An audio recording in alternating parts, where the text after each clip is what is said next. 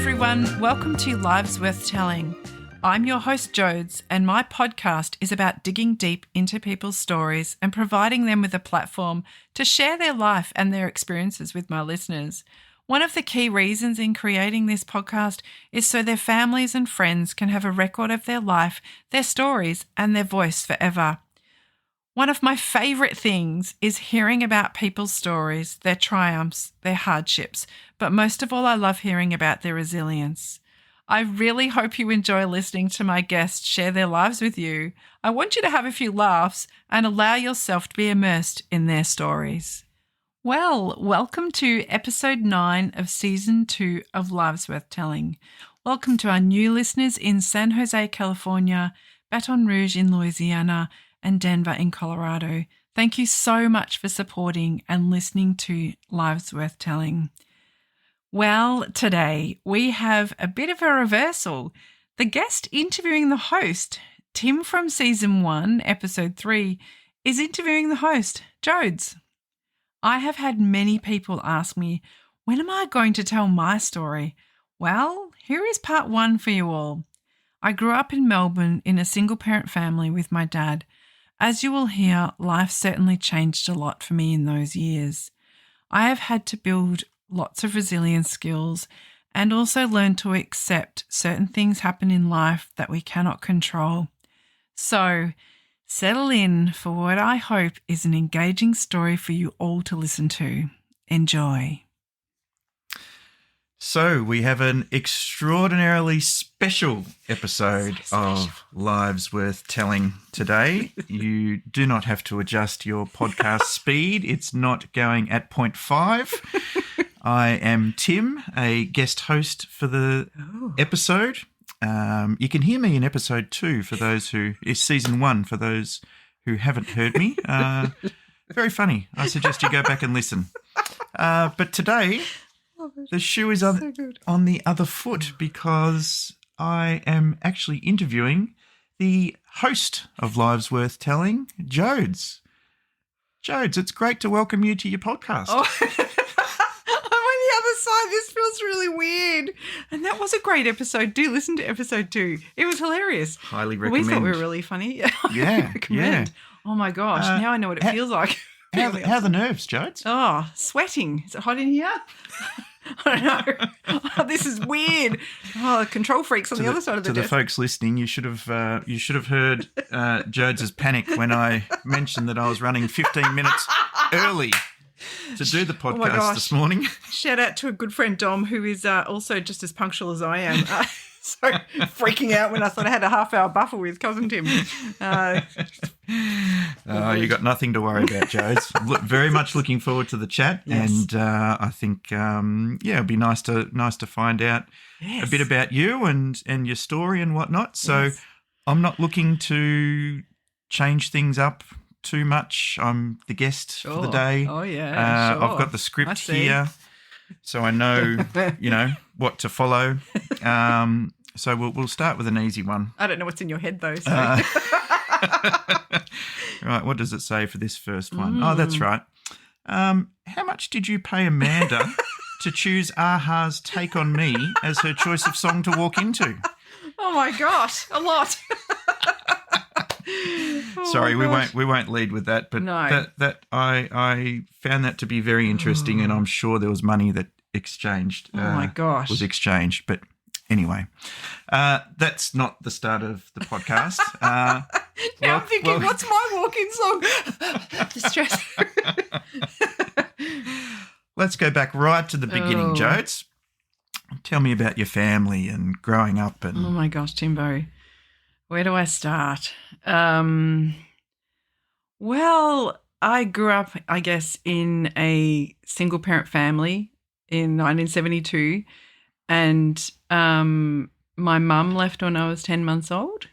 I guess the story was that I was around 4 months old, and my mum said to my dad, I'll give it another 6 months. And then she left, and then it was just Dad and I. He was the best dad ever. He taught me how to cook, how to sew. He used to bake bread and coffee scrolls on Sundays. he was just the best, and he worked full time, and I loved my childhood. I guess our neighbours were a really big part of my life too. We lived in a court, so there were lots of young kids in the court. Admittedly, I was the only one that didn't have a mum. So my dress-ups included old gumboots, old jeans. Everyone else had these fancy dresses from their mums. And my dad used to say he used to feel sorry for me. All the girls would come out in their dress-ups with their mum's stuff, and I'd come out in my dad's old crap. Yeah. So he used to. It would have been quite unusual for a single father. Yes, as absolutely. opposed to the child being with the mum. They would go to the mums. If the dad would leave and they would be with the mum. So, it was really odd. Things like when Dad took me to the Melbourne show, and when I was little and to go to the toilet, he couldn't go into the women's toilets. Yeah. So he used to wait for like a woman with bunches of kids that looked safe and looked okay. And I would go with, can my daughter go in with you? There was one funny story though. We used to go to this Chinese restaurant in Glen Waverley for dinner. It was called Rock Kung, and Dad and I used to go there regularly, and of an age where I couldn't go to the toilet by myself, that I needed to have someone go with me, but there was not many people in the restaurant. So I went off to the toilet by myself. Dad's waiting. He's waiting. I'm not coming out. And there's this lady at another table saying, "Oh, would you like me to check on your daughter? You seem to be, and he goes, "If you could." She goes in there and brings me out. I am covered in soap. I've soaked my hair, soaked my arms. I've had a lovely time in there. So I wasn't in danger. I was just left to my own devices in the toilet. Oh, that's hilarious. Yes. So, but my childhood was so much fun. My dad and we built a billy cart together. I had chickens. And now as an adult I have chickens, and now I feel really bizarre when I think about how friendly my chickens were. They used to bend down and put their wings out for me to pick them up, and I used to tell people, my chooks are really friendly now. I just find out that the reason they bend down and put their wings up is because they're ready for a rooster. So I just thought mine were really friendly. But we always got chooks from day olds. And funnily enough, back then they didn't really have brooder boxes or anything, and we used to keep them in an electric frying pan but inside a Hessian sack. So that just on low, so the warmth, that's where they would stay in this Hessian sack, but the electric fry pan would be under there, but just on warm, and that's how they'd keep warm. Oh, wow. When they were babies. Yeah, there was no brooder boxes or anything like that, for warmth and that's things. That's quite ingenious. What about when like school pickups? Like how did that work with a single parent family? Well, that brings me to my beautiful friend Amanda and her mum Linda, and also her brother Adrian. So my dad used to shop at this local supermarket called Right Way, and he used to chat to the manager there every time he went in, and we went there every week. And he said, "I don't know what I'm going to do with Jodes when she starts school. I've got no idea." He worked in the city as an accountant for Australian National Line, and he had no idea what he was going to do. There was no after-school care or before-school care or anything like that. It didn't exist because women stayed at home and picked up their kids from school. It was just no one else. It wasn't a thing. So he said, "There's this widow that lives up the road. She's got 2 young kids, and she's really lovely. I see her every week." And so Dad and I walk up the road, up Lum Road, to walk up the driveway, and funnily enough, I hear Linda's voice, "Amanda!" like this yelling lady. Dad looks at me, and I was 5, right? So we go up to knock on the door and says, "Hi, my name's Carl. We've been recommended to come to you from the guy at the supermarket." If you did that today, I don't know, that would have all sorts of problems with it. But he wasn't rethinking his decision when he heard Amanda. She was 23, a widow at 23, and her second child when he was being born. So her husband died in a car accident, so they actually never met. So I already knew that story when I was a kid, but it just rolled off the tongue. I didn't really think much of it. Oh, Amanda's dad died, in a car accident when she was 2, when Adrian was being born. But that was the beginning of a big part of my life is Amanda and I were then in the same class at prep, went to the same school, and Linda took us to school, picked us up from school, and my dad would pick me up from Linda's every day.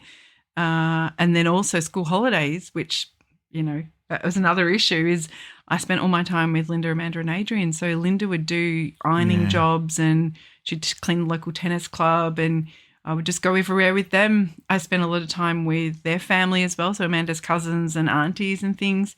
Yeah. And there was a story that one of Amanda's cousins had very long hair back then, and she was doing my hair in Amanda's lounge room, and all of a sudden I hear, and I was like, oh, Amanda goes, she's cutting your hair. So her cousin, I'm pretty sure it was Kelly. Was it Kelly or Sarah? I don't know, one of them. And so there was my hair all over the lounge room. There was like bundles of it. I have a lot of hair though, a lot of long hair. And I remember Linda saying she was really panicky about telling my dad that I think it was Kelly that she'd cut my hair. But, goodness. Very, very funny. But I guess we were involved in each other's lives, and Amanda and I always couldn't work out why our parents didn't get married, because there was no one else that had a single mum or a single dad. Yeah. And our parents got along well together because they had so much in common. Yeah. And they were, I guess they had the similar struggles as each other. And then it got to the point where Amanda and I spent so much time together, day in, day out. We were at school together all day. We were in the morning. So I think at around maybe grade 3 or grade 4, maybe a bit later, we were just starting to bicker, and it wasn't going as well as what it used to. So my dad investigated family daycare, and it was through the city of Monash Council, and I went to this family's house. They lived close to the school, and I went there in the afternoons, and I hated it. I hated it so much. Oh, dear. So I had this plan. So I knew how to get home. I knew where home was, how to walk home. So I had this plan to escape. So I said to the girl, hey, do you want to have a look at what's in my school bag? She goes, okay. So I took her out into the front lawn, like at the front of their house, and I'm going, oh, I've got this, I've got that and everything. And I'm like, anyway, see you later. So I zipped up my bag, just so close to getting away. And the mother comes out. She goes, where do you think you're going? Oh. And then I was caught. And then I heard my dad and her talking when my dad picked me up, and he said, Jodie tried to escape today. So Dad sat down with me and said, I hate going there and everything. He said, okay, mate, I can trust that you can walk home on your own, and you call me as soon as you walk in the door, because he's still working in the city at that point. Yeah. And then started walking. And there were so many kids walking home. Yeah. Hordes of kids. All and there was safety houses, and I knew all the safety houses off by heart. Different times back then, wasn't it? Such a different time. Everyone gets driven. Yeah. Well, not everyone, but Well, kids have bikes, but they have motors on them. Yeah. That's right. That's right. So Amanda and Linda and Adrian are a massive part of our life, and it was a few times where I guess my dad supported Linda in quite a few different ways. Adrian, as Amanda mentioned in her episode, that he was a difficult little kid. And my dad took him for the weekend. We took him for the weekend one weekend, and he was such a good boy. Like, he was, he didn't really want to get into the car and go, but it gave Linda a break for the weekend, and he had an awesome time with us. And when there is no one else, you're with your kids all the time. There is no break, Yep. A really crucial thing that happened was Adrian had, he was, how old was he? I think he was around 7. He'd gone to a friend's house, and Linda had spoken to this family and knew that's where he was going, except the 2 kids had got out, went to Macca's on Wellington Road in Mulgrave. Oh, you're on. Used to work there. He used to work, yeah. And unfortunately, Adrian was crossing the road and he got hit by a truck. Oh. But my dad always, way after, used to joke about he got hit by a Big Mac truck, and I never used to understand that the Mac truck's the actual brand of truck. Yes. But he was not great, so he was hit on his ankle. He had to have a skin graft. off his thigh onto his ankle. His ankle was pretty ruined, but he was okay. He was in hospital for a little bit. That's quite extraordinary, really. It's huge. But for Amanda and I at the time, we were obsessed with his crutches. So when he got home, Amanda and I were just playing with his crutches the whole time, just running across the lounge room with these crutches. So we gave a go your crutches. So much so I liked the idea of having crutches or an arm in a sling. So that was a real, I don't know what you call it. I was always putting bandages on my arms, wearing a sling. I got my dad to make me a pair of crutches out of old timber, and I used to wrap all these old sheets around the top, and I used to take the crutches to the shops, like to Coles or whatever back then, and then I would fall because I didn't have my leg bandaged up, and even then, like neighbours and stuff would go, stop on the side of the road. Oh, what happened to your leg? Oh, I'm just playing. Yeah, I reckon there's a lot of different podcasts where you could be a guest on, and maybe some specialists that we can recommend for that kind of behaviour. I used to do it all the time. I used to have an arm in my sling. Was it for attention or just? I don't know. I just liked the idea of the crutches. I think it was from Adrian and my dad. Like they would literally look like tomato steaks, like a T shape. And then I'd slip, the floors are slippery at the supermarket. And Dad said, for Christ's sake, get up. What are you doing? So to other people, they look at Dad like this asshole of a person that's made homemade crutches for his daughter and he's yelling at her and she's falling over in the shops, whereas I was just rocking around. But yeah. It is quite interesting, though, because you talk about, faking these injuries. Yes. And then we'll get into it. But later on in life, you are quite accident-prone. I know. So what have I done? That's the irony. I was preparing myself. That's what I was doing. And you had a bandage and sling and crutches, all of the above. But I think it was very accident-prone. Just so accident-prone. I used to... Even as a kid? Even as a kid. Like I came inside and said to my dad, I've been bitten by a rat. And he's like, what? A rat? And I said, he goes, where is it? And he said, I said, it's in the street. How is it? So there's, sure enough, there's a rat crawling along in the gutter that looked really sick. And Dad's like, oh, mate, I think he's got me taken to the hospital like for rabies. Or another time I said, oh my gosh, I've run into Mr. Ingham's car on my bike. So, mate, are you okay? Yeah, what did Mr. Ingham say? And he goes, I said, he wasn't there. What do you mean? Well, his car was parked. Well, how'd you run into his car? I was riding my bike with my eyes shut. Oh, my God, I've done that. Just to see what would happen. I've done that. Oh, and I smacked right into a car. It's all coming out now. The things we do. The things we do. I have no idea. Oh, my God, my poor dad. He just... Oh, but it was, there was another one where I've gone to someone's house to try on. They'd bought new sneakers and they hadn't fit or something, and we'll go into the house, try them on. Tried the sneakers on, didn't do up the laces, stepped on the laces, tripped over in their hallway, and we ended up at the hospital because I sprained my ankle. I broke my arm when I was 3. So how'd you sprain your ankle? Putting on a pair of shoes? Not doing up the shoelaces. Mate, I've done my ankle so many times. The worst one was when I was studying my associate diploma at Eastern TAFE in Croydon, and they had these portables, and I went down these steps and I tripped terribly on my ankle, and it swelled up so badly, and it was so black and purple for a very long time. Oh. That was pretty severe, and I still get that aches when I cross my legs for a long time. So yes, there's so many injuries. Goodness, but I digress, Timbo.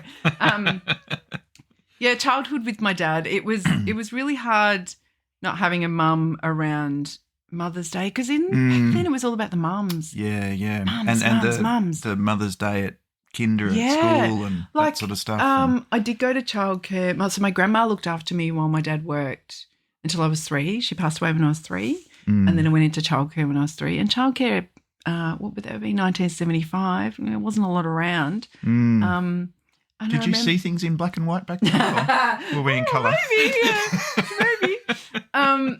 Yeah, and I remember this is quite an awful thing now thinking back, but I remember I'd gone in the bath one night and my dad saw this massive purple hand mark on my backside, right? The shape of like a 5 fingers. And Dad said, what what happened. And I was only little, maybe 4 or so. Yeah. And, Mrs. So-and-so smacked me because I wouldn't jump over the fly swat. So we were playing this game, high-end education. Thank God we've moved on since then. But we had to jump over this fly swat, and I didn't want to do it. So like one of the plastic fly swat things. So I remember going over her knee and she pulled my pants down and smacked. Really? And I was like, I was so upset. But I didn't say anything to my dad. But there was literally a purple hand mark. Man, Wowzers. you don't want to be those people with my dad.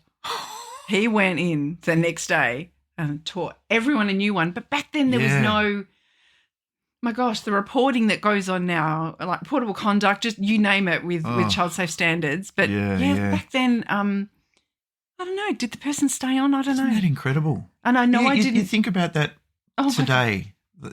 Unreal. It just wouldn't. It just wouldn't happen. Yeah, you would hope. Yeah, I hope not. But I know I didn't sleep at sleep time. When it was sleep time, we had these kind of stretcher beds. I still remember what it looked like. And I used to go and try and tip all the other kids out of their beds because I was a little bit bored, wanted to sleep. So I used to go and have lunch in the staff room with the staff in the kitchen, whereas that wouldn't happen now because I didn't sleep. At the daycare centre? Yeah. I still remember what the kitchen looked like. I still remember what the room looked like with all the stretcher beds and everything. It was like, okay, come in the kitchen with us. Wow. So different. Yeah, so different. Okay. Because there wasn't any family really to look after me. So, there was your mum, like your auntie and my other auntie, but then one thing that was really, I guess, challenging was family rifts, which I still never understood. Family rifts, oh dear. There's another podcast. I still don't even know what they were. Like my dad's brother used to live opposite the school, and then they and my 2 cousins, they went to the same school as me, but they were older, Pete and Andrew, and then they moved to Perth because my auntie, her family's in Perth, so they moved to Perth. Yeah. So many strange little rifts and things, but I loved my childhood so much. It was full of awesome people and really, really good times. My dad did such a good job for challenging stuff. I remember getting, like, a lot of people used to ask me, did I see my mum or did I know where my mum was? And I did know where she was. My dad always kept in contact with, which was her matron of honour at her wedding, in case I wanted to see her. And I always said no because she left. Yeah. She sent me a birthday card when I was 9, and that was a real shock. Just out of the blue. Right. And it said in there, if I don't hear from you, then I know your dad has torn this card up. And obviously Dad had got the mail and, and I was like. But that's unfair. Isn't it? Like, you could have got the card and decided not to respond. I didn't respond because she left. That was my line with her. There was a really weird situation with when I was at high school. There was these girls I went to primary school with, and the story was that they were going to invite me to their friend's house because my mother had, it's a kind of a long story, but she worked with this lady and she went to this friend's house and this other girl was there, and she asked this friend, her name is Caroline, oh, what school did you go to? Oh, and then she said Brandon Park Primary, and then she goes, oh, where do you live? And she said where she lived, and then she said, oh, do you know Jodie Harrison? Oh, goodness. And she said, yeah, I went to primary school with her. And she said, oh, I'm her mother. And so Caroline knew the story. Wow. She told her, and she said, oh, would you be able to set up a meeting so that I come over and then you bring Jodie over and then I can see Jodie? And so Caroline was feeling really uncomfortable about this and spoke to her dad. And how old were you then? You're in primary school? It wasn't primary school because I wasn't in contact. Oh, okay. It was probably maybe very early high school. Oh, okay. Maybe late primary around then. Yep. Her dad said, oh, I do not like the sound of this. This sounds, no, because my dad was good friends with her dad. Yeah, because it's not just about your mum, it's about whether you're comfortable as well. Can you imagine that? I mean, she thought, what like a great idea. Meeting. Yeah. So that didn't Charles, her dad, spoke to my dad and had their conversations and said, no, this is not going to go ahead. Charles was like, and then Dad's like, thanks for telling me and everything. Yeah. Then there was another she found out through this girl also what high school I went to. She had an industrial chaplain at her work. The industrial chaplain contacted my school. So this was when I was in high school. What's an industrial chaplain? Works in warehouses? Like a well-being person, I think, that kind of person, I think a well-being person. It's a strange title. It is, isn't it? Yeah, it is. From back then. Chaplain. Yeah. So I didn't even know where she worked. So I get this chat from the principal at my school and we need to see you, panic. Yeah. And we've had a contact from someone who is representing your mother and she wants to see you. And now, look, your dad doesn't have to know about this conversation, but we will, would you like to see her? We can contact the chaplain and say, and I said, oh, no. My dad always, he knows where she lives. He knows where we can find her. I just don't want any contact with her. Yes, but your dad doesn't even need to. We can put this contact details in an envelope and it will be here as long as you want it. And I thought, oh, my dad hit the roof. That is so wrong. It is so wrong. Like you're still under 18, so you're under his care. Yeah. So I went home and said, got a story for you. And the thing is that what Dad couldn't understand is why didn't she just knock on the door? Like why go through all of these different channels? We lived at number 12, then we moved to number 1. We didn't move streets at all. I was still in the area. Yeah. So it's not like, that was pretty weird. And I said to the principal, I said, no, I have no interest. And she left and, she doesn't, in my eyes, I felt like she didn't deserve to see me as a teenager because my dad has done all the hard yards, all of the hard yards that it takes to look after a kid by yourself. Yeah. And it was more, it sounds like it was more about her needs than your needs. Yeah. But then, childhood, then my dad remarried when I was 12. My dad had a lot of girlfriends. So we had a lot of people move into the house and move out of the house. All right. Quite a few. There was a lady, a Greek lady called Nancy, and she had a daughter, so they moved into our house. What would happen is how old was the daughter? Was it around maybe a year older than me? Okay. Her name was Marika. I remember that's who her mother used to say her name, Marika. So they lived in our house, and what would happen is we would sell our furniture, and the woman's stuff would go into our house. Oh, right. And so it would be all their furniture and stuff. But I don't remember how long it lasted for, but they moved out and then he had another lady called Yanni and she had 2 kids, a boy and a girl. They ended up going to my school. Right. So they moved schools. So we, again, we had to buy and sell furniture a little bit. But one of the times Dad didn't sell the furniture. Why did you always sell your furniture when there was furniture in the house? There was one where, that's right. It was 2 houses, right? So they're moving in. So one of them, she took all their stuff. I think it was the Yanni one. Moved all that, and Dad and I just sitting on the floor of the lounge room. And Dad goes, guess I better go out to the garage and get the couch, Jodes. What do you want for dinner? I think we had like pies or something like that. I just remember being so happy getting my dad to myself again. Yeah. Because that's the way it always was. And having all these people move into your house. Though I do remember, it was a 3-bedroom house back then and 2 kids. So I had to share a bedroom with someone. So my dad built a set of bunk beds. He was really good at building things. Yeah, handy. Yeah. Really good at it. And they look like from a shop. And it was early days after he'd done the bunk, so he'd had all the slats, and they were resting on it, right? So the mattresses go on top. So I was on the top bunk, and this girl Anissa, that was the girl. Anissa and Ewan were the kids' names, and I was on the top, and I was pushing with my feet and hands, pushing that way. What happened was I pushed it so far, the slats fell out and hit. All the pieces of timber fell on top of Anissa. Oh well, shouldn't have moved into my house then. So, man. Because my dad said to me, be careful because I haven't screwed them all down. Like they're just laying there for the moment. I didn't know they'd all fall down. Oh, well. Yeah, I was pretty happy when they all moved out. I'll get my dad. And then he met, which then became my stepmom, which is Myrna, Yep. episode 1. Yes. And they were really difficult times, as she acknowledged too. I was, in grade 6, and they got married, and we moved house in that same year to the end of the street. Yeah. And Was it then a bigger place or what? it was just a really cool house. Like it was owned by my dad's best friend called Ron, and he was an architect, and he designed and built that house. Yeah, yeah. So it was kind of a little bit ahead of its time, but my dad always loved that house. Yeah.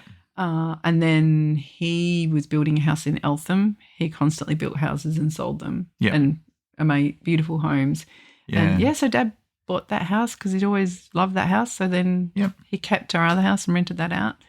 But moving house, and then their wedding and honeymoon. So their reception was in our house, in our new house. And then I went and stayed with Linda and Amanda and Adrian for a week while Myrna and Dad went up to Queensland for their honeymoon. Yeah. And then 3 days after, I went to Singapore with my dad's boss and his family for a month.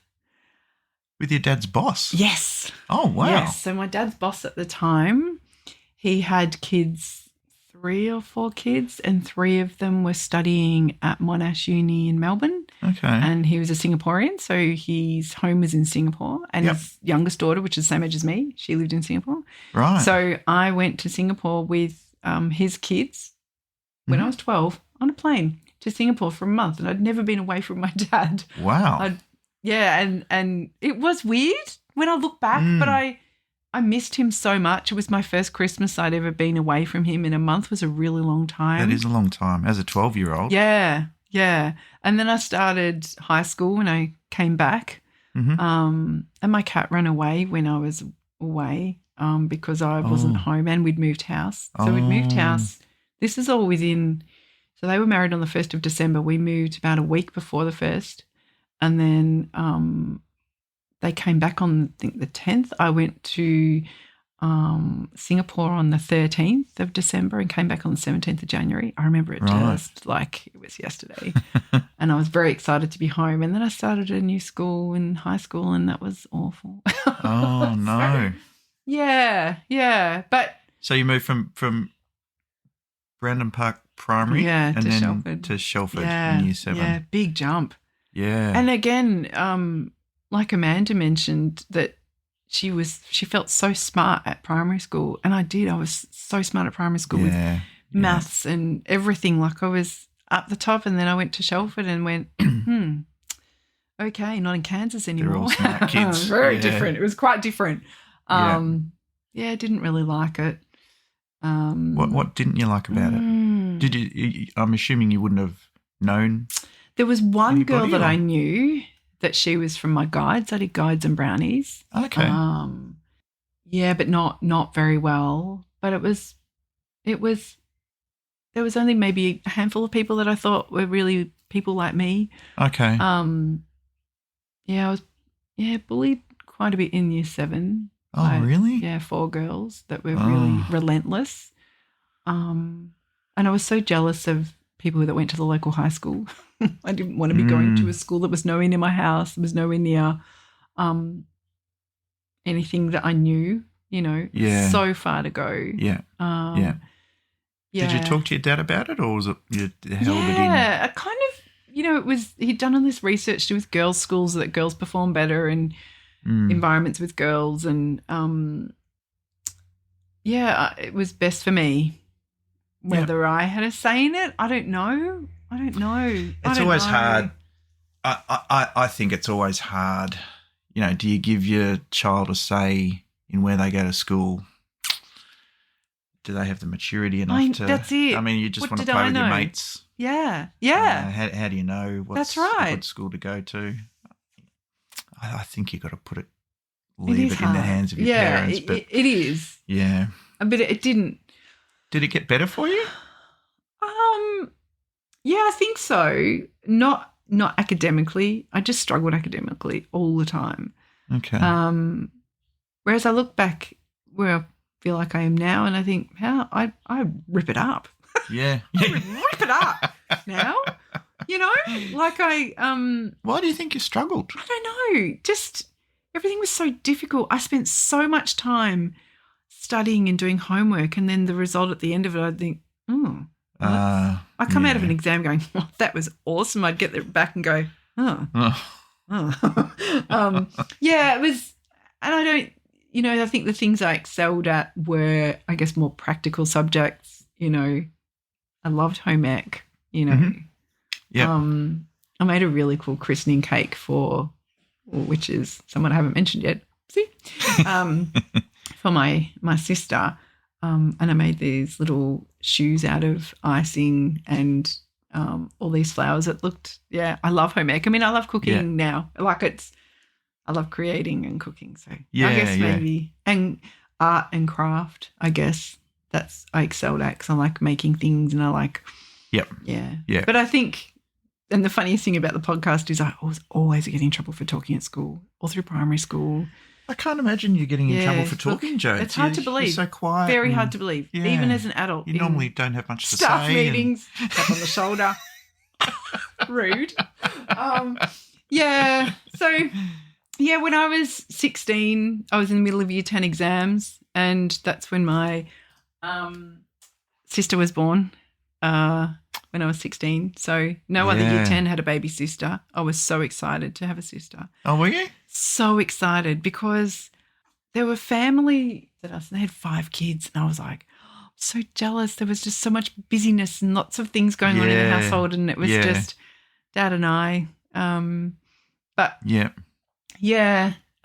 was so excited. I spent so much time with her, did so much with her. She would follow me around. The funniest thing was when she was in trouble for something, she would run into my bedroom because she knew that no one could touch her in there, that Myrna wouldn't come into my room. So there was a safe space for her. Yeah. Because it would have been unusual because that's 16 years is a big age gap. Yes. So that's quite a large, quite a large age gap between siblings. But that's really nice that you loved having a sibling. Yeah, I was a big sister, and I cried when she was born. So I remember when Myrna went into labour, and I'd already done an exam on the Friday, and then on the Saturday she was born, and my dad rang me from the delivery suite, and I could hear this crying in the background. He said, "Jode, you've got a baby sister." Oh, I just cried. I was so thrilled. And I think it was hard for Myrna back then too, because Dad and I were a solid unit. And when they got married, you try and crack into that relationship that Dad and I had, because it was just us two for so long. Yep. So it was really hard for her. And then when Cass was born, that then Cass, came into the realm, and then she had to compete with someone else because Cass used to do a lot with me, and I was studying early childhood, and she was my little protege. She was amazing. Yeah, she was tricky for Dad and Miriam, but she was a good girl for me. Yeah, she was a good girl. Yeah. So you finished Year 12? Yes, eventually. My dad wanted me to choose all these really tricky subjects for Year 11, and I did, and I did so badly. So I did Year 11 again and did one Year 12 subject. So I did a 6th subject. Then when I did Year 12, I did really well, but I don't know if you remember what year it was. I'm trying to think. It was 1991. Mm-hmm. All of the scores skyrocketed. They went up something like, you're talking about, the total was like 410 of a score back then. So I got 244, I think, and I thought, I'm going to make it in because the score for... And what did you want to do, sorry? Bachelor of Early Childhood at Melbourne Uni. Yep. But back then you got the newspaper, and that's how you found out if you got into university courses. Yeah. And I'm looking for my name. And that must have been on the cusp of... VCE. Yes. So English and maths were VCE subjects, but the rest of them are HSC subjects. That's right. Say for legal studies, like the whole year was 70% of it was the exam and 30% was classwork. So that was the old style. Yeah. Whereas VCE, it was a quarter, like 4 assessments, and it was a quarter each. Yeah. But I didn't get into early childhood straight away. I got into the associate diploma of childcare and social science. So I did that for 2 years and then did really well in that and got in the 90s for all of my subjects and then applied to Melbourne Uni then and got into the Bachelor of Early Childhood then, and I finally got my early childhood degree. Yes. Melbourne Uni, that's what I wanted, and I got it in the end. But I just got there in a different way. So at what point did you know what you wanted to do? Well, I don't know if you remember these packs from primary school, and they were like reading packs, and one of the questions it said, what do you want to be when you grow up? And I remember writing a vet or a teacher. Yep. Clearly the vet didn't work out, but I still love animals as much as always. But yeah, teacher. But I probably was more focusing on maybe a primary school teacher. I loved primary school teachers. I loved my primary school teachers. I loved my primary school. It was just awesome. Yeah. I've had some awesome teachers in high school as well, but it was not as friendly space as what primary school was. Yeah. You know? Yeah. Because I reckon you'd be in the minority of people who sort of had an idea of what they wanted to do and followed it through and continued on. Yeah, true. Like that's true. I have feet of clay, very much. Yeah. Feet of clay. So when Cass was born, and I loved teaching her things, I loved building on her development, I loved seeing her progress and all of, I guess, I was in year 10 at the time. And I guess that's where I kind of, it led me to, I guess, for the age group that I work with. Yeah. And the progress and supporting families is really, really important because parents largely are unsupported and they're doing it really on their own in their house every day. And if I can make it better for that 1 year that I spend with them, definitely. But the flip side is that, yes, it's hard for parents, but it's also hard for people in your profession. Yes. It is very taxing, that's for sure.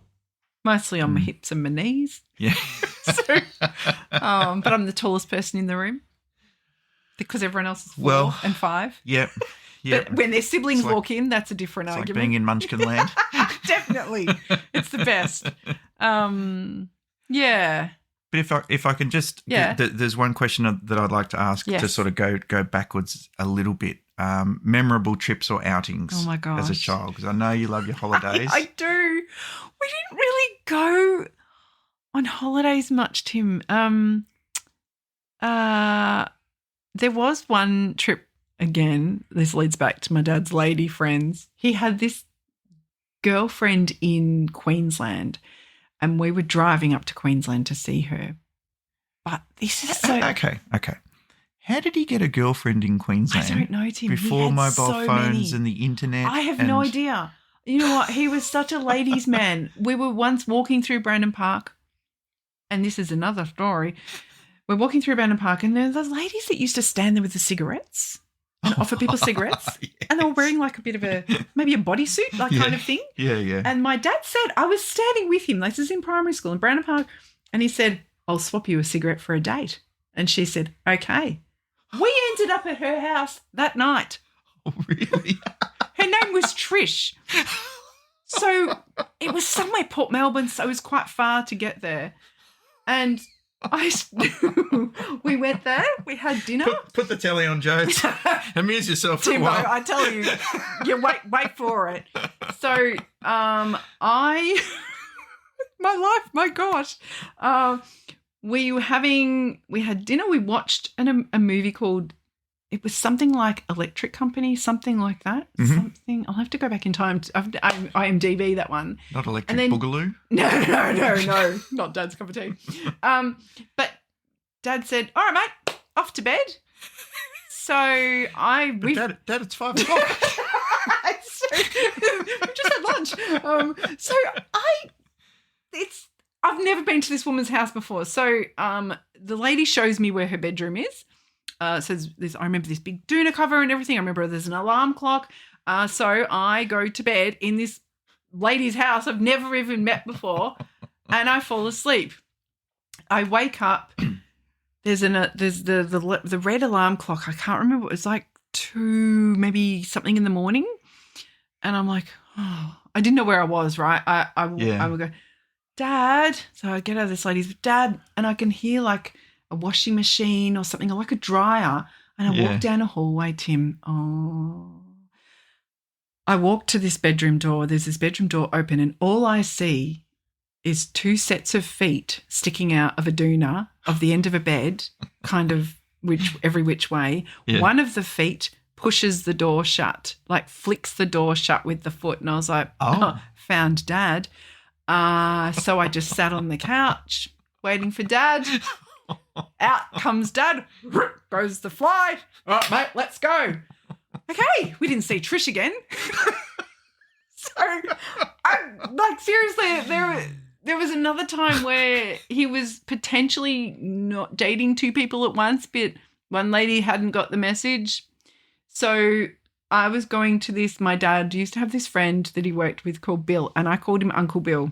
Yeah. He was the best person ever. He lived in Mitcham and he had a wife called Queenie. Anyway, so I used to go to Uncle Bill's house. He used to look after me and Dad used to go on dates. Mm-hmm.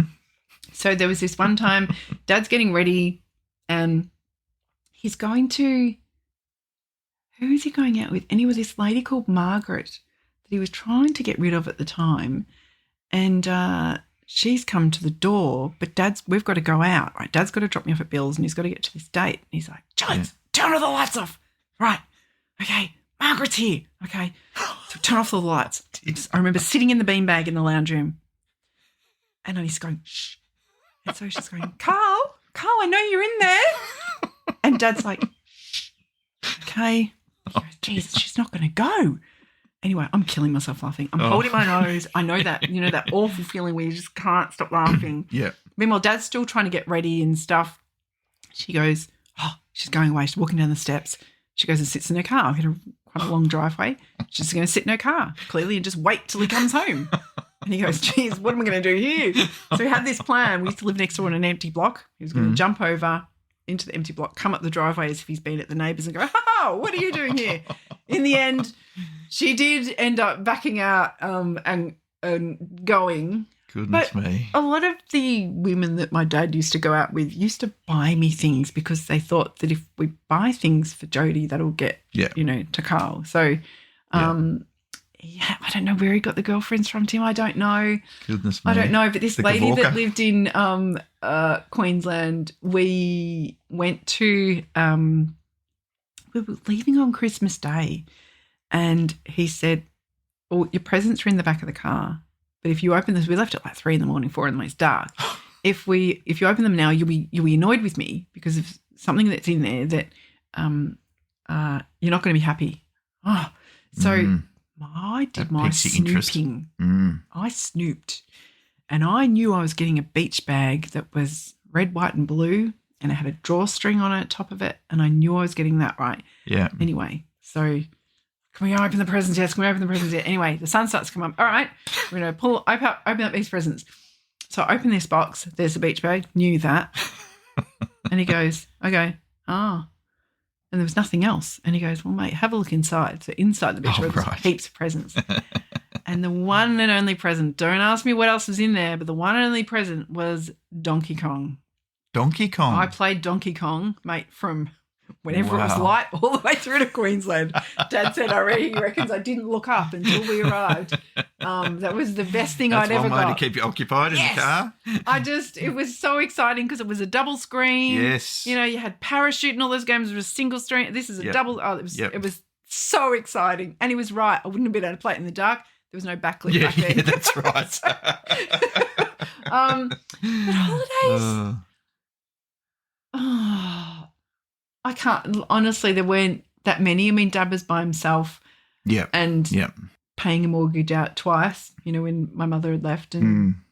But I had such a good life with him. Teenage years, now I know you don't remember this. I don't know, do you? That I went on a holiday with you guys to Yarrawonga when I was maybe 15. You were there. We had I thought I was asking questions. Put me in the hot spot. Wrong reversal.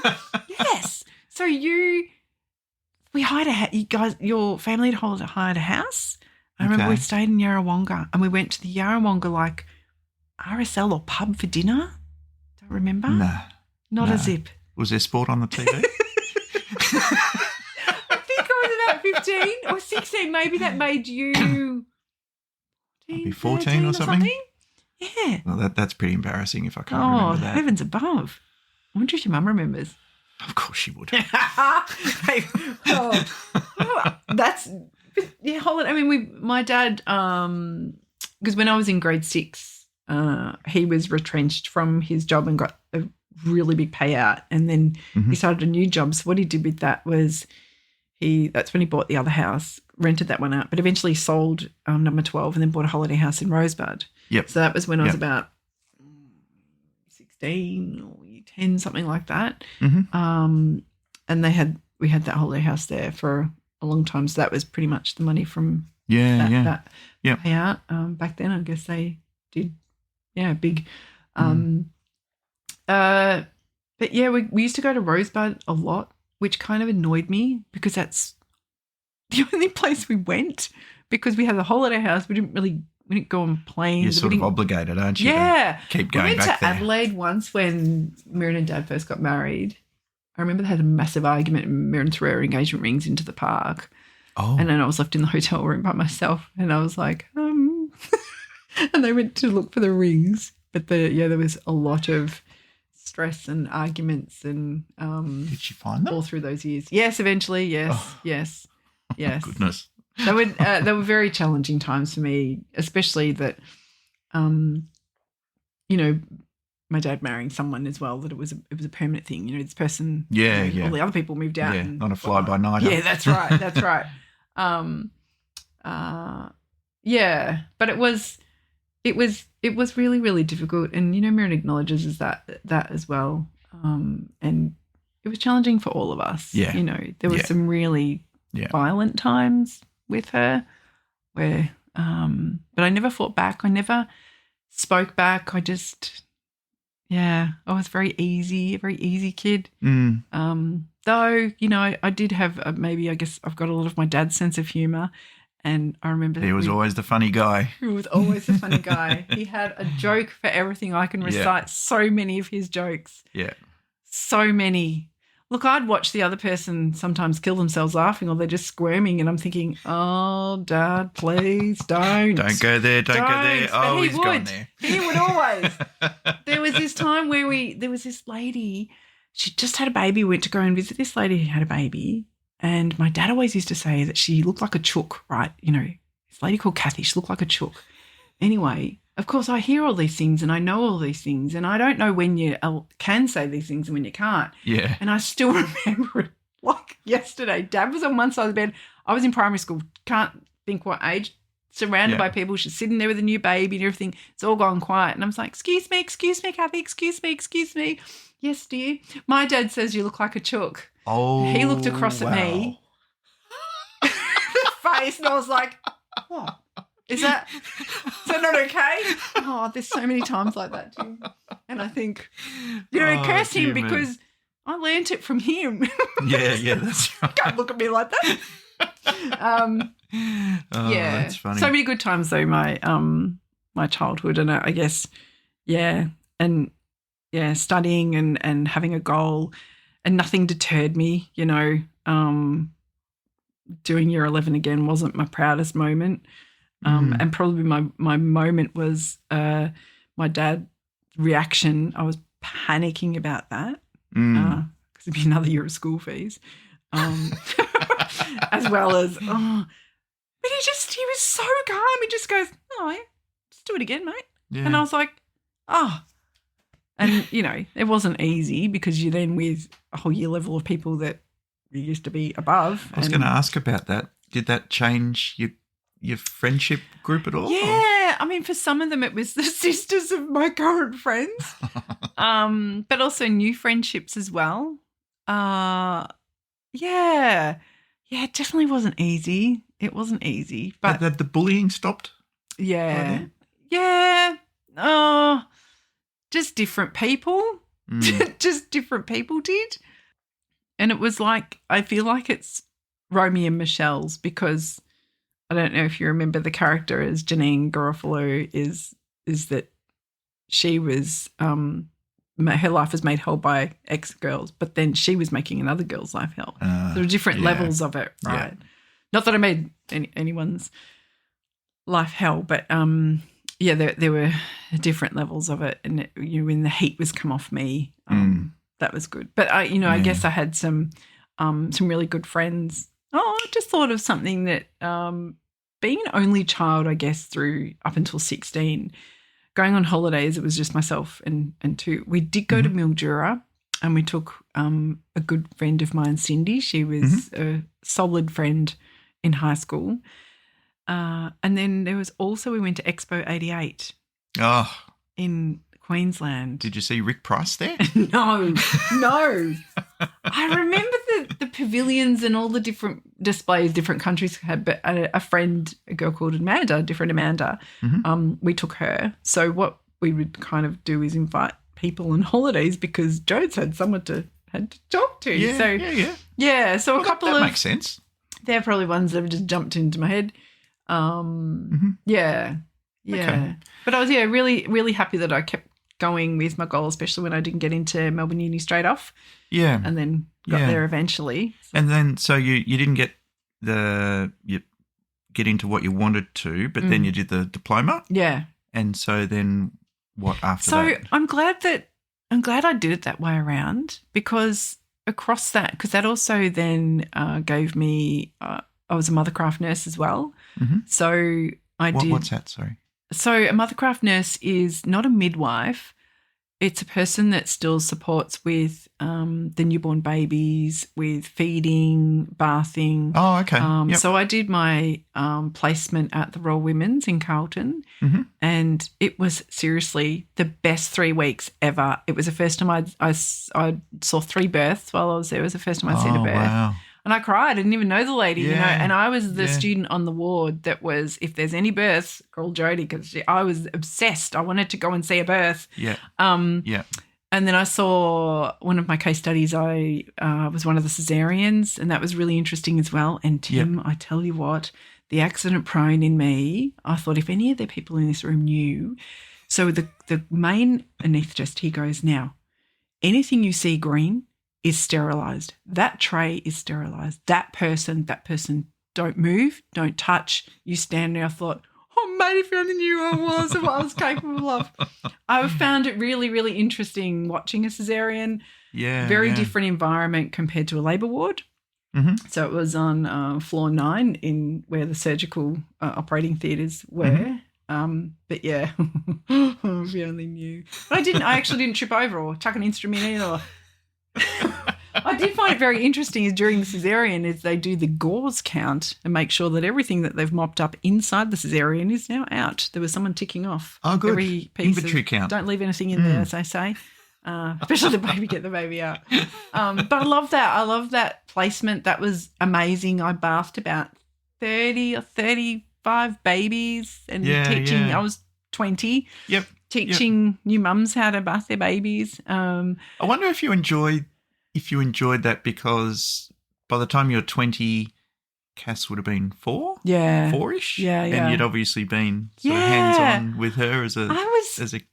I just loved it. I loved everything about it, so much so I thought maybe I want to move into midwifery, which has always been a definite line of my not so much nursing as such, but more the midwifery side that I've toyed with moving across still to this day, moving across to that. But that was where I thought, I've already, I've nearly finished 2 years of study and then it's going to be so much more study. And I didn't know what I wanted, if I should pivot then. But I really enjoyed that placement as well as there were so many placements of so much practical. There was a lot of theory, but a lot of practical. But I know people that have done, I guess, the uni degree from year 12.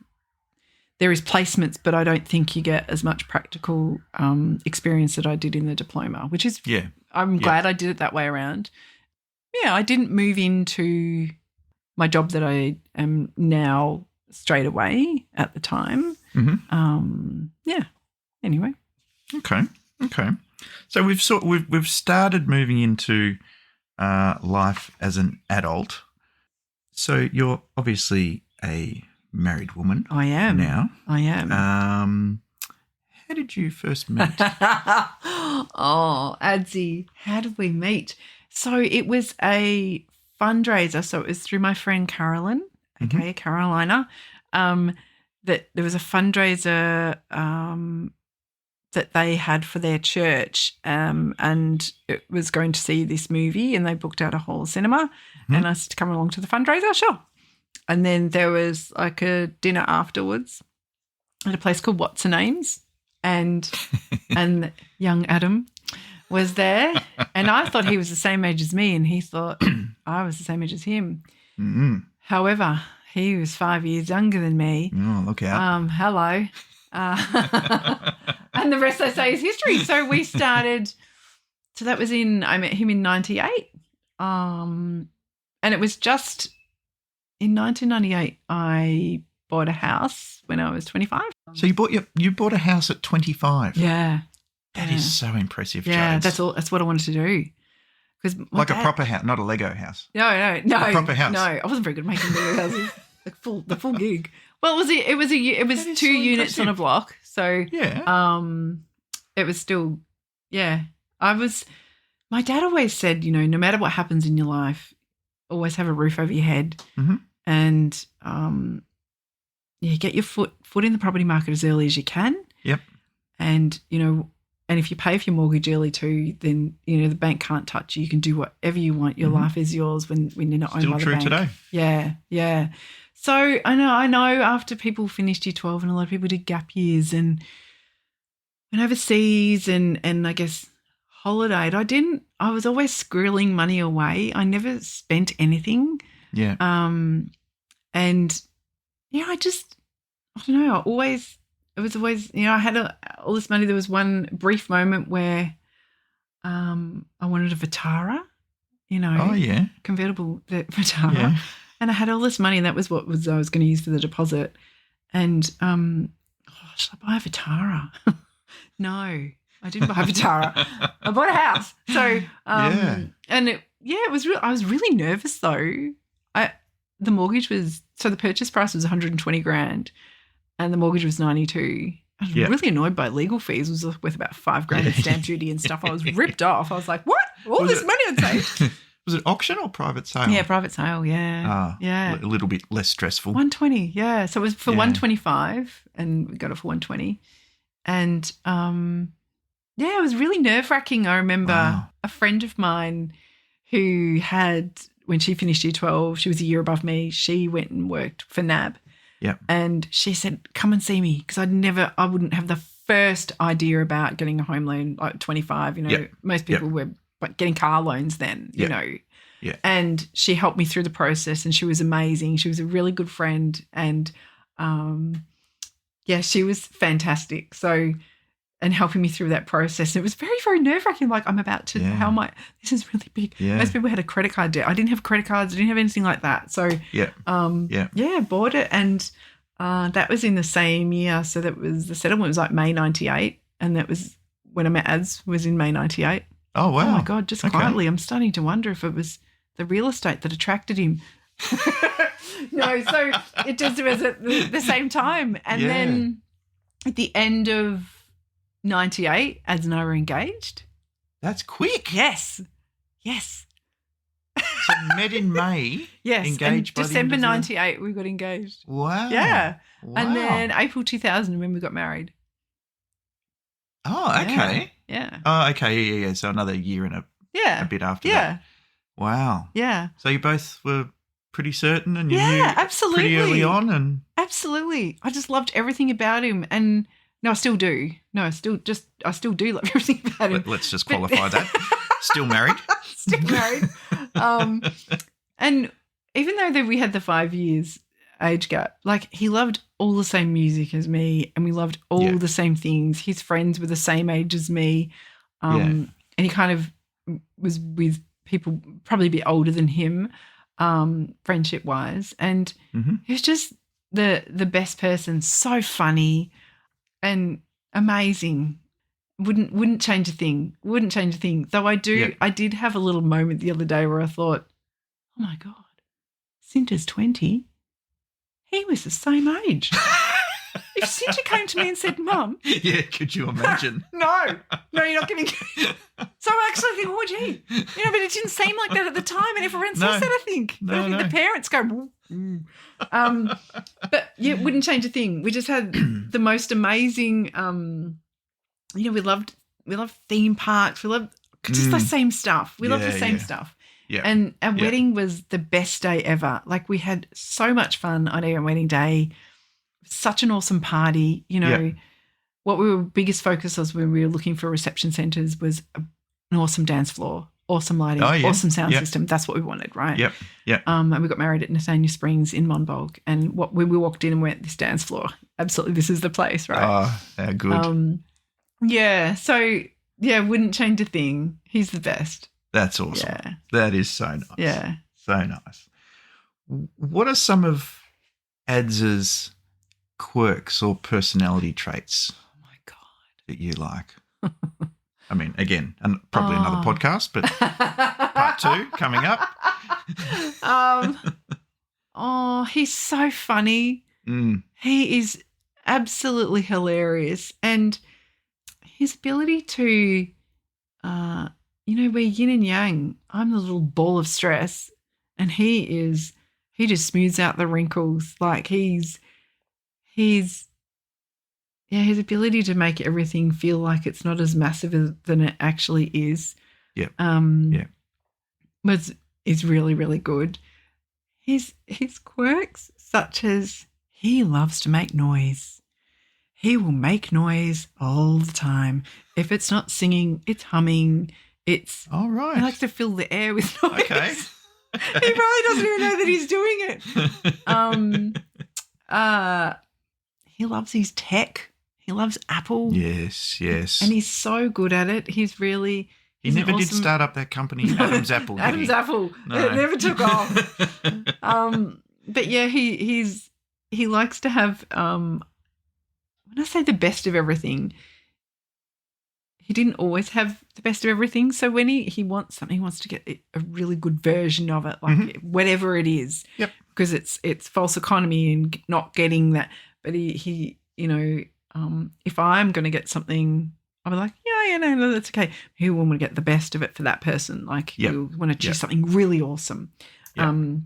Same with if it's anything for myself or the girls. One thing I notice, which I really love about you two, is that you just bounce off each other all the time. Comedy duo. Like, all the time. It's like like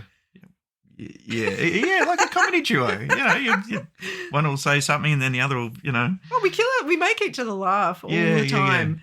All the time. And a lot of it involves movies and shows and quotes from things. Yes. We are constantly quoting things and loving the same style of movies. And I think a lot of it is, I was brought up by my dad, so I probably have a more male choice of movies and, a lot of stuff that most females like, I don't like as much. Like the action sort of. Yeah, like your Step Brothers and, I think Wedding Crashers, Horrible Bosses.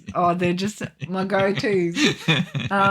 But yeah, most females, Step Brothers, they roll their eyes and like, and Holmes and Watson we watched just recently, which I loved. Yeah. So I guess that my dad, I think, a lot of his comedy stuff, probably from him. Yeah, of course. Yeah. But yeah.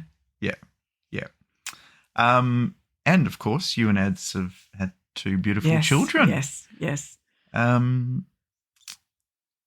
Did you always want to be a mum? Yeah. As soon as, when my mother left and I guess all of those years not having one, I couldn't wait to be a mum to do. It sounds awful, like a better job. Yeah. That she, for whatever reason that she wasn't there, I look back and I think clearly it was some sort of extreme postnatal depression and she had a lot of mental health issues. Yeah. But there had to have been some blockage. Absolutely. To prevent her from, But I couldn't wait to be a mum. I wanted to have heaps of kids. until I had one, and I thought, this is rubbish. This is hard. And not having a lot of family support, when generally and I'm generalising here, when people have a baby, their mum is at their house and they're doing all of those little bits and pieces that mums do, but I didn't have that. Yeah. And but that's just the way it was. So I did find it challenging, and I'd worked full time from finishing school up until having Cinta, and then I'm at home with the baby by myself, and I thought, oh, I don't really like this. Yeah. Well, this is waiting for Ads to get home. And so I did go back to work when she was 6 months. Oh, okay. Yeah. So, and that was when I had a change of employer. Yep. Where I had worked at a service for 11 years and I was a coordinator of that service. And then I thought I'll move into the kindergarten space, and it was 10 days before I was due to go back into my other role, and I can't go back full-time and put her in full-time childcare. I can't do it. Yeah. So I just resigned. Okay. And thought I'll just stay at home. And then I got a job with my current employer and in the kindergarten space, and I did feel like a lesser person because it was kindergarten versus childcare. But, I've been there for 20 years and never looked back. Yeah.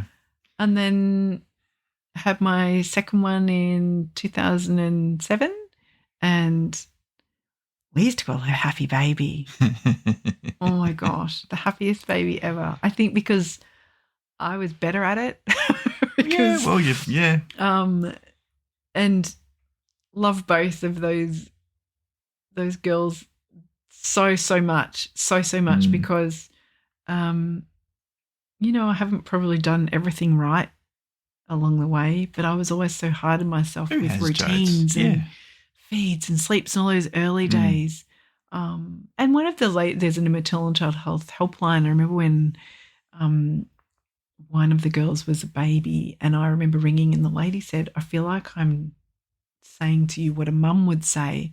I said, well, I don't have one to tell me these things, so you probably are. And she was late. She was really lovely. But it's best thing ever. And seeing our characteristics come out in the girls, good and bad. I'll claim all the good. There is no bad, right? And just I love that too. Is seeing parts of my dad come out in probably Cinta and Abby as well. Yeah. It's quite it's quite an extraordinary experience seeing a human being grow from, day one to toddler to primary school to high school. It's amazing. There's so much. It? And then sometimes I look at miracles. both of them and I think, where did you guys come from? They're full-blown people. Yeah. How did that happen?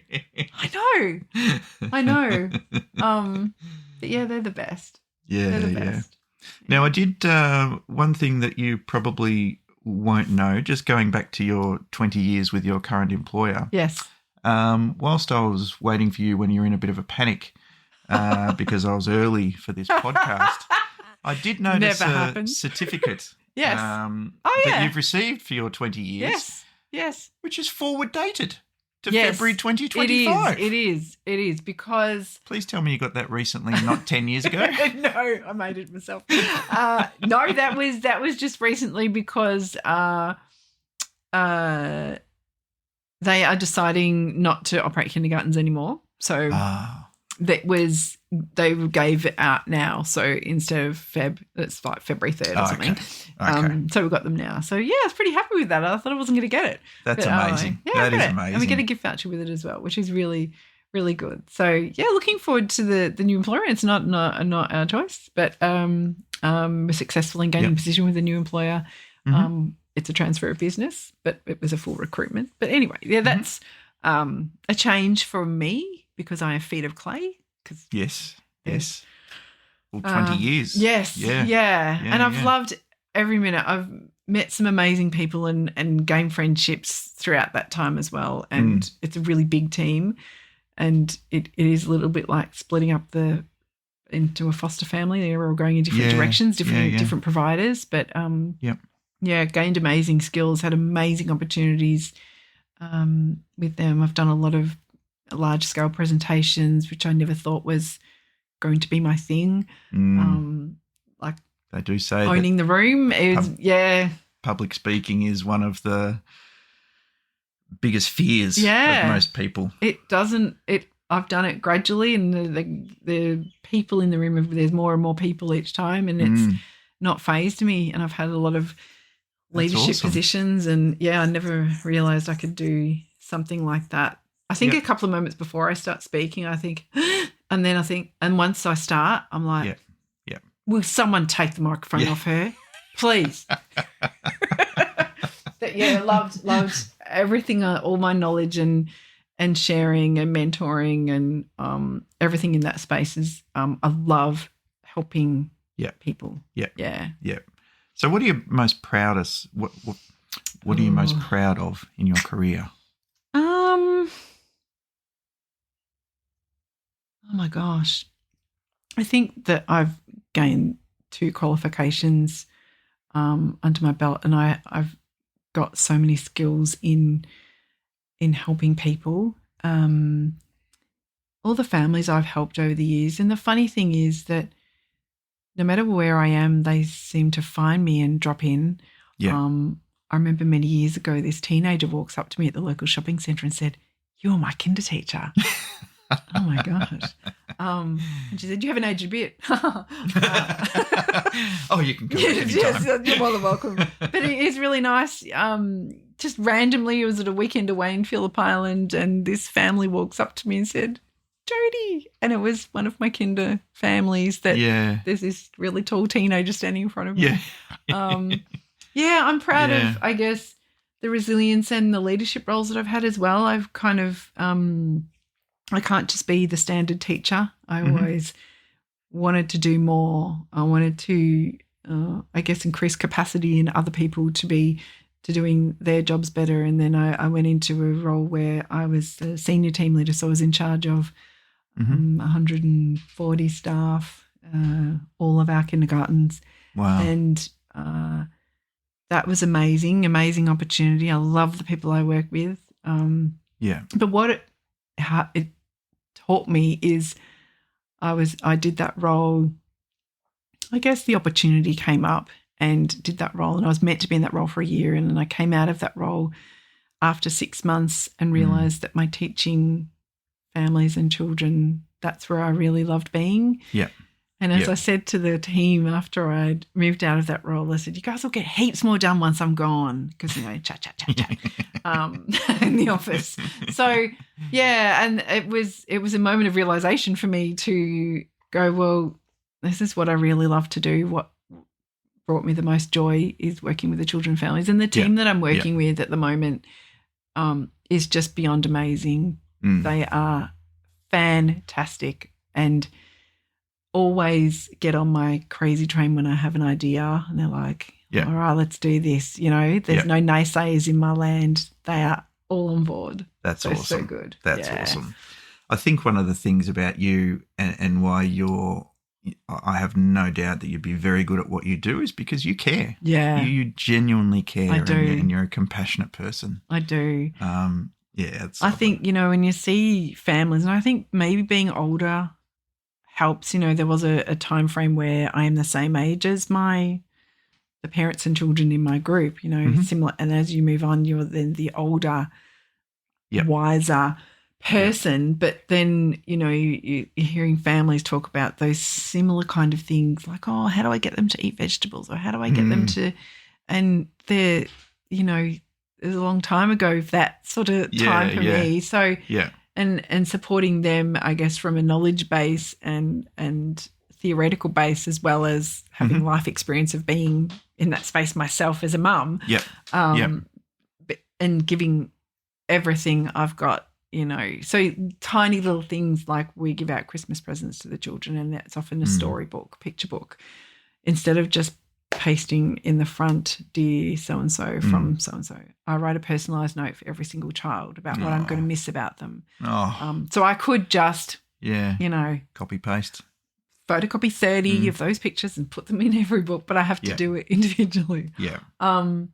There's so many things are probably a lot of unpaid time, which I do it not because I'm expected to, but because I enjoy what I do and I like the extra detail. And that it's only 1 year, and I think the families deserve to I make it the best year they're ever going to have. Yeah. And that's, for me, if I need to do 30 hours a week, so instead of 23, that's okay. Yeah. And that's and so it doesn't matter to me. Yeah. Anyway. Those families are very fortunate to have had you, Jodes. And the intergenerational program is that's one of the most proudest of in my career too, is that starting that and visiting the local nursing home every fortnight. Yeah. And increasing the children's capacity in their exposure to elderly. Some don't have grandparents. Some, but also for the residents as well. That's great. Been it's great for both. Amazing. Isn't it? Yeah. And embedding that in our program too. So having, so for instance, the Australian Animal Show where there's snakes and crocodiles and things, that the residents came for that and seeing them hold this enormous long snake. That's been really, really good. That's awesome. So before we get on to the next topic of passions and interests, I just wanted to circle back on something interesting you mentioned before about, to this day, you still think about midwifery. Yes. What? I remember there was a moment, there was this awesome maternal and child health nurse I worked with at one of our centres, because a lot of our kindergartens are co-located with MCH and playgroups and things. So her name was Alison, and she said to me, Jodie, because I always talk about my midwifery obsession. Jodie, guess what? There's direct entry to mid now. You don't have to do nursing, then 2 years out plus mid. Like it was a lot. It was a 3-year. They're not a general nurse, but I was like, oh, there I go down the rabbit hole. Let's investigate that. Do I want to stop working, like for that time to study and do start again?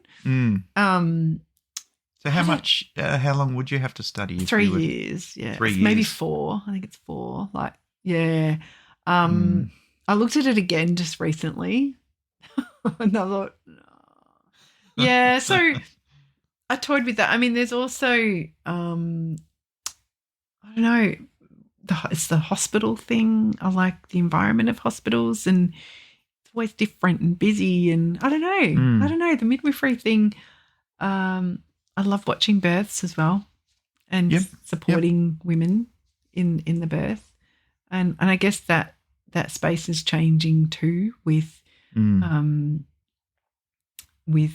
I guess sperm donors and women having babies on their own as well. Yeah. So that space, there's a lot of work to do in that space as well. But I don't know, Tim. I think it's just more the studying again, I guess, and my age as well. Not getting any younger. Big commitment, 4 years of study. That's right. Yeah, that's right. Yeah. I'll be like 100 by the time I can work. Time to retire. Yeah. So it's just that little back burner thing. Okay. Yeah. Okay. All right. Let's move on to passions and interests. Now, you come across as quite a passionate person when you get into stuff you really, get your teeth into it. What are your interests and passions? Oh, my gosh, Tim.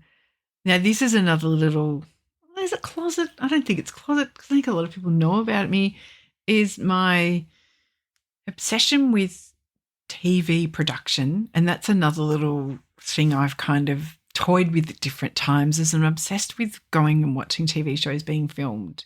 Right. And it probably from way back when I was a massive fan of the D Generation. Yeah. Huge fan of the D Generation. And so when they were on probably, was it Triple N or Eon FM at the time, I was obsessed. I loved Jane and Rob and Santo and all of the crew, even from the earlier days when Magda was in the DJ back then.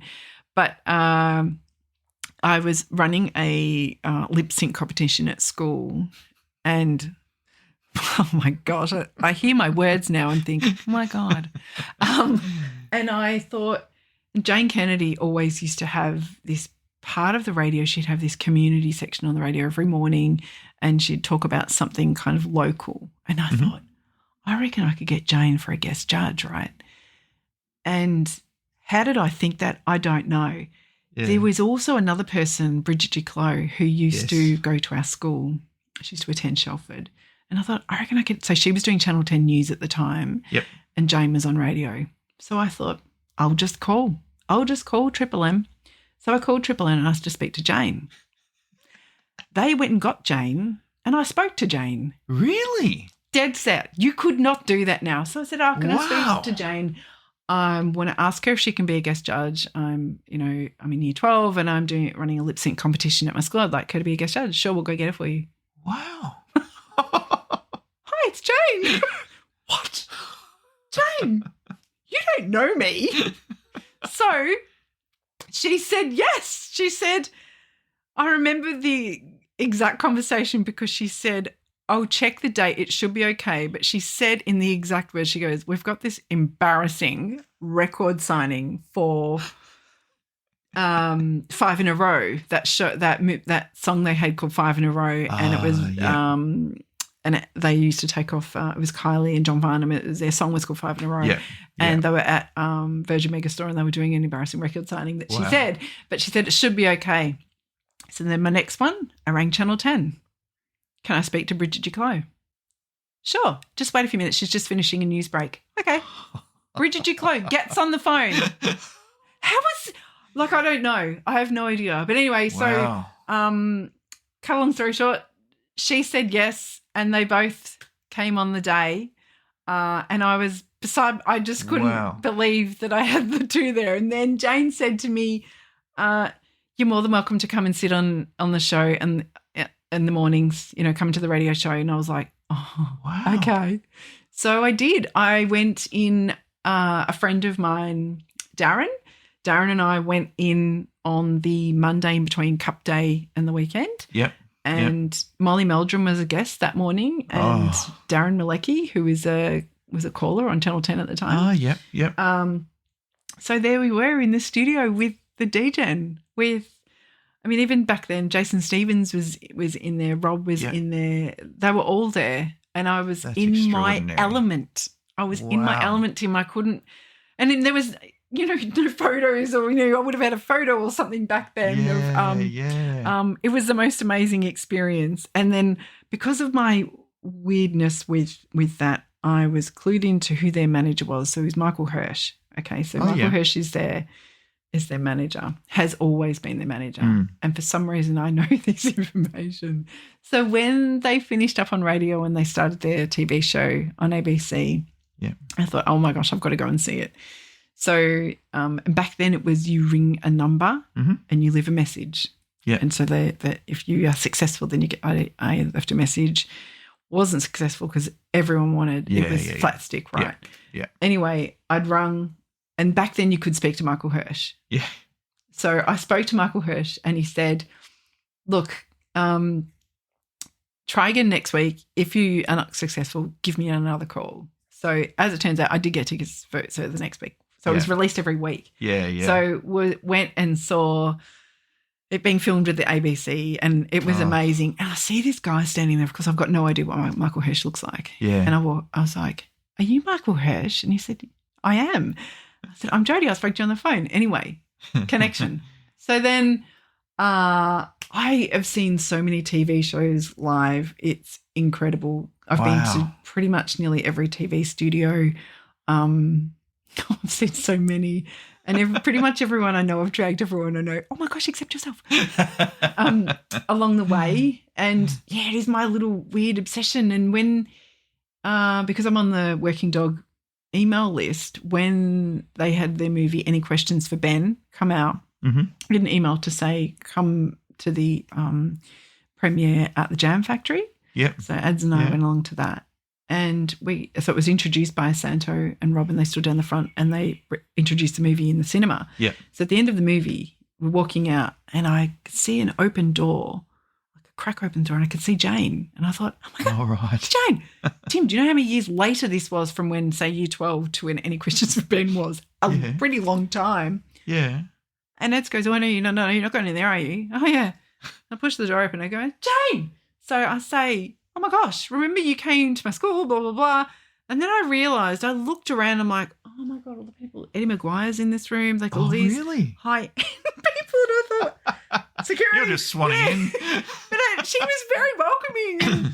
And then there was another time that, because, again, on the working dog list, I got offered to be, if I wanted to be an extra in Thank God You're Here in the first season. Yeah.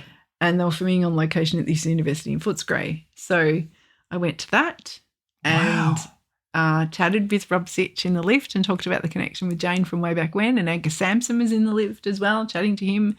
And I have this thing that I think that I know these people and I will always approach. Oh, right. Poor ads panics when we see someone. No problem, just approaching I'll just walk anybody. up. Oh, right. Like recently, like the Ray from when we were outside Coldplay, and I walked up to Ray and said, hello. I will always approach. I mean, Magda Szymanski, she sat next to me. I cannot not speak to her right now. No, that's true. She was put there. But, yeah, it's my Did you lead with, Sharon? She could have just said, oh, just don't. But we were just chatting about general stuff, talking about COVID and and you did that little video. Like I just said to her, my That's friend, so cool. she's a really big fan of, she goes, and it was all her idea. And that was the funniest thing. I was like, it's like she knows who I am. Because she said, let's do a video together. She goes, get Adam to video and I'll come in. You say, you can't believe who you're sitting next to. And I'll come in and I'm like, and amazing. The people, Tim, the people around us in that whole theatre, it was the break in between Dawn French. Yeah. Everyone's just on their phones. Did they know that Magda Szymanski is sitting in front of them or around them? Goodness Wouldn't have a clue. Goodness no one was even aware. No one came up. Nothing. That's funny. But yeah, I do. I love watching TV shows being filmed, and I'm obsessed with production. I'm obsessed with credits, who the producers are of certain movies, and it's a real little weird thing, really weird thing for me. And I know, the Working Dog, they've had the same floor manager for many, many, many years because I've seen many of their shows. Yeah. So they're amazing. I love their work so much that.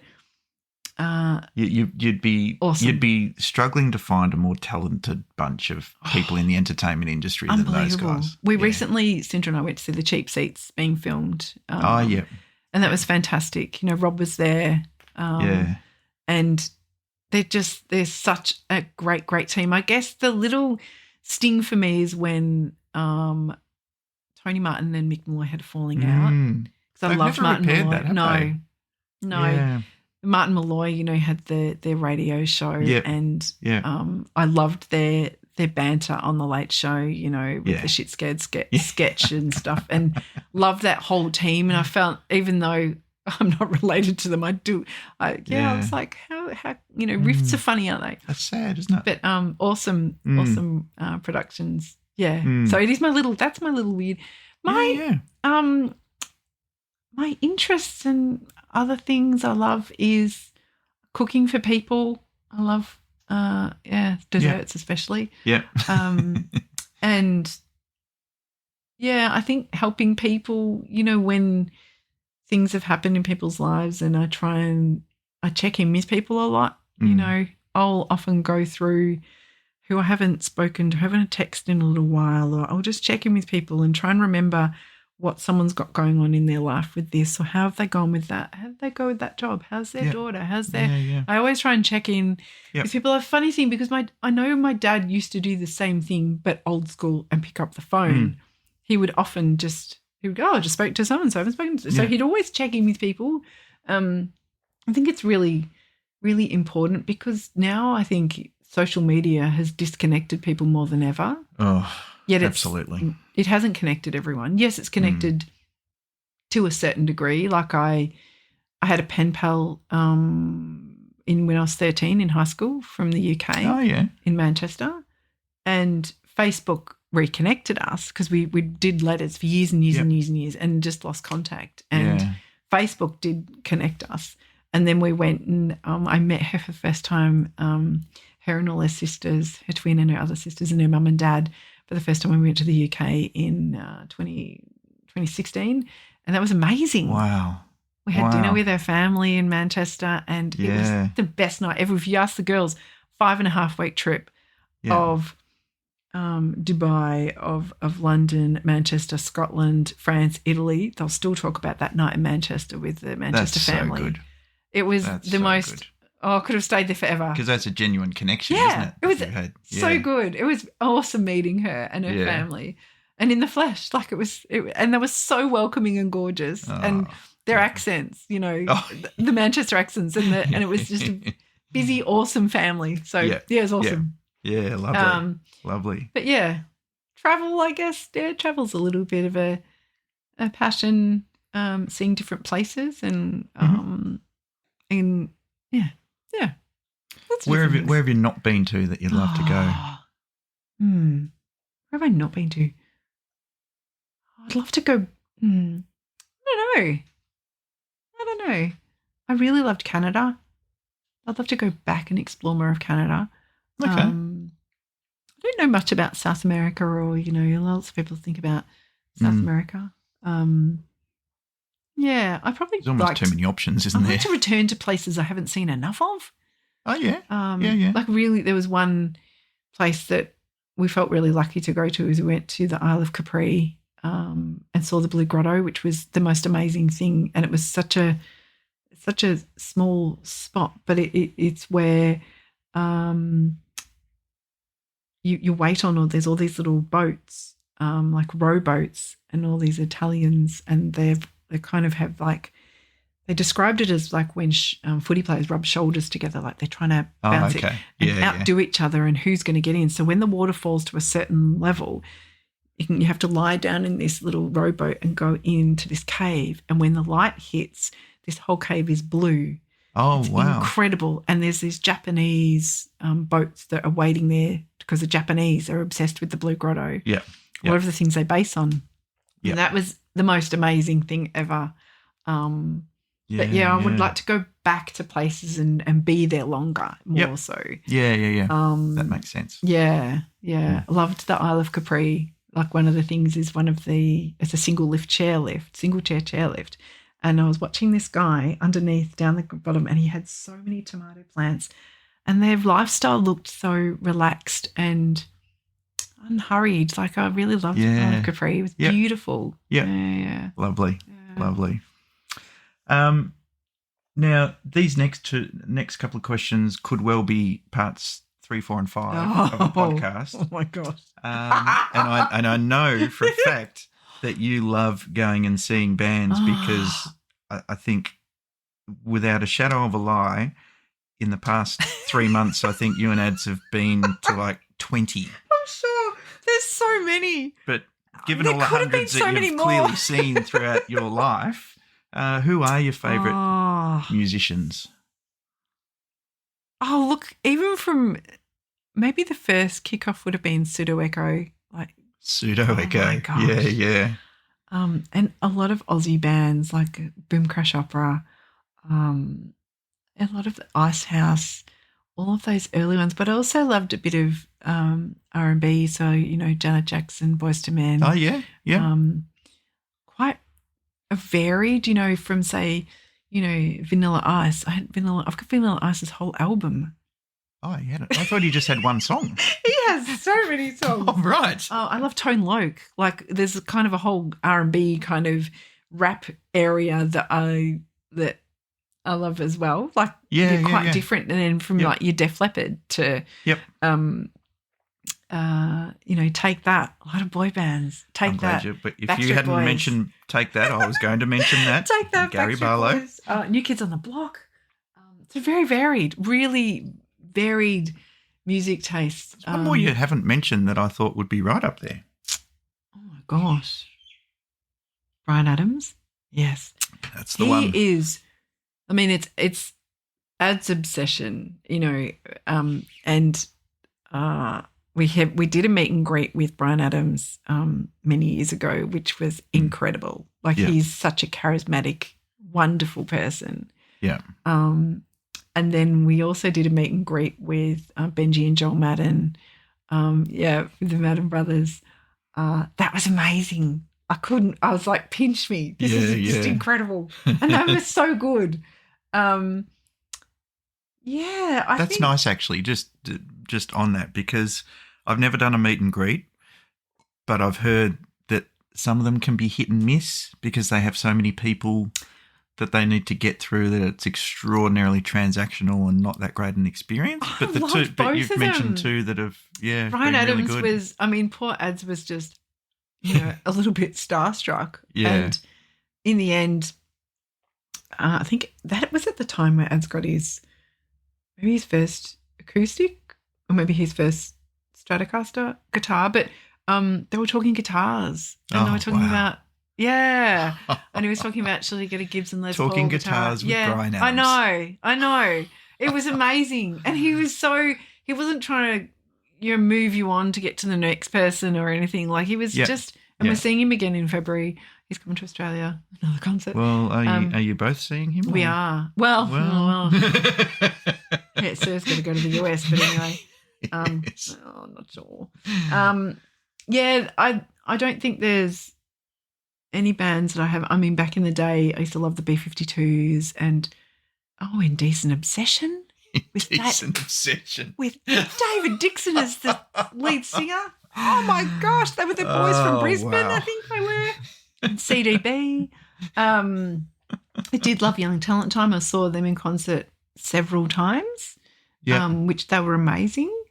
Who was the first concert you went to? There was one I could have gone to, which I was really annoyed. My dad wouldn't let me go to see Ice House at the Showgrounds when I was about 16. You're not going out to the Showgrounds in the middle of the night. But I saw Ice House when they're like 100 years later at a one electric day. First one might have been Debbie Gibson. Oh, wow. Electric Blue. Yes. Yeah. Electric Youth. Yeah. Oh, Electric Youth. Sorry. Yes. Yes. Might have been Debbie Gibson. I reckon it was probably Young Talent Time. But then, and that was probably at the Sports and Entertainment Centre when it was Yes. When it used to do concerts there before Red Laver even. Yeah. I reckon Debbie Gibson. Yeah. Okay. Maybe Janet Jackson around that time too. Yeah. Yeah. Yeah. It's just been seen so many concerts. And I don't know. You're not slowing down in that space, I've got to tell you. I'm actually speeding up because they're all touring. Actually, we could have gone to a few more, but where do you draw the line? Just for the listeners, we went to see Pearl Jam and Jodes and Ads were at the same concert. And we were pretty buggered by the end of Pearl Jam. And Jodes texted me the next day and said, okay, off to a festival at Werribee now. Oh my God. I'm just recovering from the one last night. I was very tired. That next day. Might have nodded off during Wolf Mother in the camp chair, but anyway. Yes, I did hear about that. No offence to them. I did hear about that. So Wolf Mother, a power rock band, probably their most known song would be The Joker and the Thief. And a little birdie called Ads told me that you fell asleep while they played that song. I know, and the best thing I think was that they were videoing the crowd at the time and I was asleep in a chair. I was so tired from the night before. Oh, not getting any younger. That is extraordinary. Oh, hey, yeah. Look. Everyone's up the front with their arms in the air and Jodes is... Yeah, that's it. I'll tell you, riveting entertainment. For my next trick, yeah. Goodness me. But yeah, I do, I love, I just love concerts and dancing and immersing myself in the music. That's really good. Really good. Something that makes me feel really good is going to a concert and just loving who I'm seeing. Yep. And I just want them to do it again and again. Yeah. It's like, more. Yeah. What about favourite movies and TV shows? I love Friends. I could sit down and watch Friends. I could keep watching it day after day after day after day. Yep. And Seinfeld. Friends and Seinfeld. There will be nothing like those series ever, And No. even back in the day, I used to love Sons and Daughters and A Country Practice I used religiously. to watch Sons and Daughters. Oh, the funniest thing Love and about that, laughter. with my Tears dad. and sadness and happiness. He, there was no one else in the house. It was just him and I. And he's like, I can't believe we watched that crap Sons and Daughters. Well, if he wasn't the most drawn-in person you've ever seen, and he used to do the same with Seinfeld as well, but his favourite character was Wayne. Oh, Wayne, who was the snake of Sons and Daughters. But he used to watch it with me. Yeah. You would have loved Pat the Rat. Oh, yes, there were so many. I think she had the surgery or she was in the accident and had the bandages on her face. Then another actress came and played Belinda her. Gibson was there. That's all the same. Movies and TV shows now, I find there's so much choice and I've difficulty staying awake with things. I'm just so tired all the time. But there's a lot of I like at this time of year with Christmas that I do love those dicky daytime Christmas movies that never hit the cinemas. They're just a telly movie. They're always just nice to watch. I was actually reading an article just the other day and it was somebody espousing the virtues of Hallmark Christmas movies. Yes. Where they'd bring out some actor that did one big film in the 80s and all of a sudden they're starring in Hallmark Christmas movies. But there's no Christmas movies at the moment that are anywhere close to sort of my favourites, Do you know what my daughter's favourite Christmas movie is? Oh. Die Hard. Oh, no. We were just talking about She that claims last night. Die Hard as as a Christmas movie. And we just watched it the other day again. Oh, of course, Love Actually, which is just I can't go past it. I love We love the Home Alones. We watch Home Alone 1 and 2. Another really good one is Arthur Christmas that's become part of our realm. We've watched that every year for a long time. Yep. Of course, Lampoons, Mr. Chevy Chase, you cannot go past him. Yeah. That is, but I think I cannot see anyone's Christmas movies that are doing any better than those. No one's replacing those. I can't. There is nothing where I go, actually, what I did enjoy was Violent Night. I've seen that. I thought that was not bad. It was a little bit, and I do love that character Hopper from Stranger Things. Yes. Yeah. Yes. Beverly D'Angelo's in it as well. But I did enjoy Violent Night. I thought that was quite good, actually. Yeah, I thought it was good. Yeah. But apart from over the last, I don't know, I mean, those movies are quite old now. The Love Actually's and the Vacation. Yeah. But they're go-tos, aren't they? Yeah. Love Actually's, Home Alone. There's nothing in all of those years that no one's topped any of those in Christmas movies. But watch occasional little Netflix series or, we have about 16,000 streaming services in this house, so there's plenty to choose from. Do you know what's funny is when did you ever have Foxtel? We literally just cancelled it. We haven't used it in about 3 years. Oh, okay. Because we've got KO. Because I always used to think, who would pay for the premium package at Foxtel? It's like $120 a month or something. Add up all the streaming services. But then we add up all the streaming services. And what are you paying? We've got about 9. If I had to, we've got about 9. 9. Wow. Quite a few. Yeah. But we've literally just cancelled Foxtel. Yeah. About to send back the stuff and go, haven't used it in 2 or 3 years. Oh, goodness. Yeah. Okay. So let's move on to family and friendships. Describe your friendships and how valuable they are to you. I've got so many people from different areas of my life, and I feel like I accumulate people, and it's getting harder and harder to keep in contact with everyone because I've got different people from everywhere, but